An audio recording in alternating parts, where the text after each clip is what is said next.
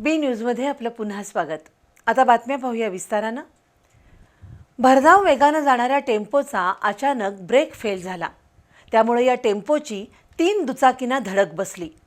तसंच रस्त्याकडेला ठेवलेल्या दुकानदारांच्या साहित्याचं देखील नुकसान झालं। आज दुपारी 12 वाजण्याच्या सुमारास बालिंगा गावाजवळ ही दुर्घटना घडली। या विचित्र अपघातानंतर कोल्हापूर गगनबावडा रस्त्यावर मोठी वाहतूक कोंडी झाली होती। गोकुळदूत संघाचा एक टेम्पो आज दुपारी कोल्हापूर ते गगनबावडा रस्त्यावरून कळंबेतर्फ कडेगावच्या दिशेनं जात होता। दरम्यान भरधाव वेगानं जाणाऱ्या या टेम्पोचा बालिंगा गावाजवळ ब्रेक फेल झाला। त्यामुळे चालक संतोष पाटील याचं वाहनावरील नियंत्रण गेलं। त्यामुळे टेम्पोनं रस्त्याकडेला लावलेल्या 3 दुचाकी आणि व्यावसायिकांच्या साहित्याला धडक दिली। त्यातून दुचाकी आणि दुकानाच्या साहित्याचं मोठं नुकसान झालंय। सुदैवानं या अपघातात कोणतीही जीवितहानी झाली नाही। त्यानंतर टेम्पो झाडावर आदळल्यानं टेम्पोच्या पुढील भागाचं मोठं नुकसान झालंय।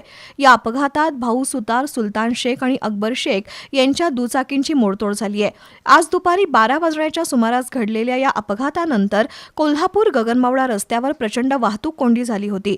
शहर वाहतूक शाखेचे अंमलदार अमर पाटील आणि त्यांच्या सहकाऱ्यांनी वाहतूक सुरळीत केली।